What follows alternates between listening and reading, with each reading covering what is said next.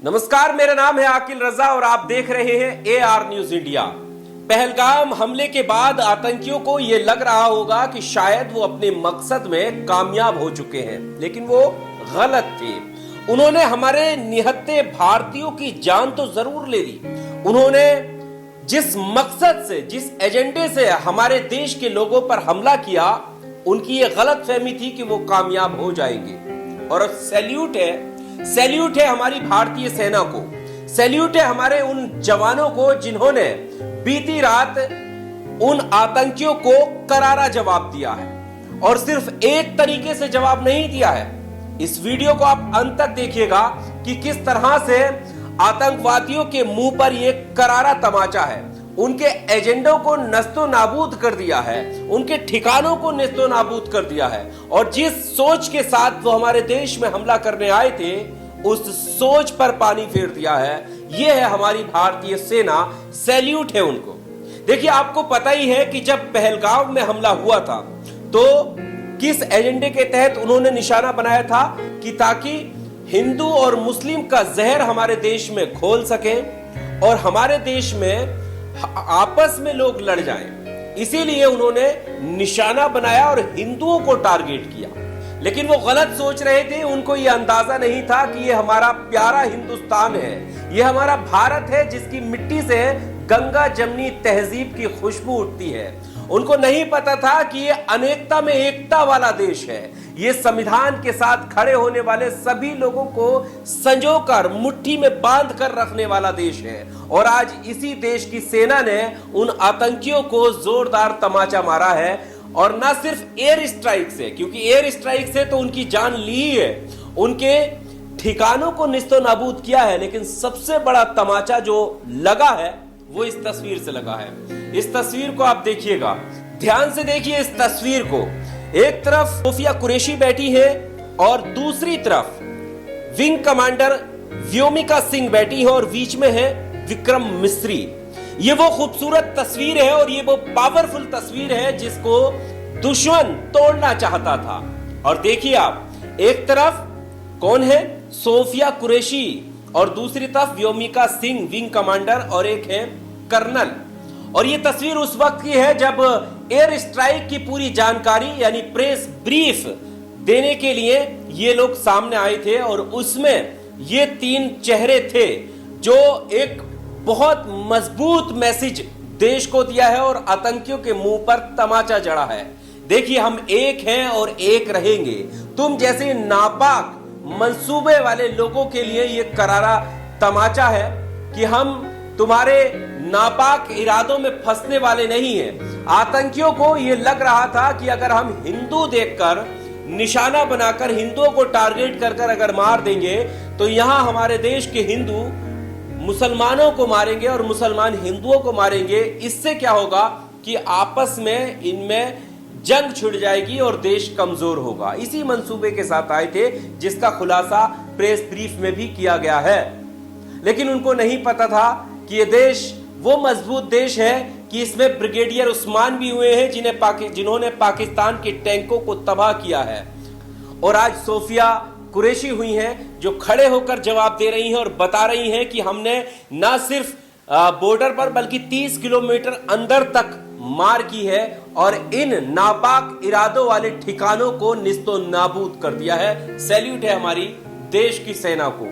और ये जो मैसेज है इसको देखने की जरूरत है कि ये जो तस्वीर है ये उनके दिलों पर छाप छोड़ रही होगी, उन आतंकियों के, क्योंकि वो नहीं चाहते हैं कि हमारे देश में हिंदू और मुसलमान एक साथ रहे। वो नहीं चाहते हैं कि हमारे देश में भाईचारा, एकता का माहौल रहे। वो नहीं चाहते हैं कि हमारे देश के लोग शांतिपूर्ण तरीके से रहे।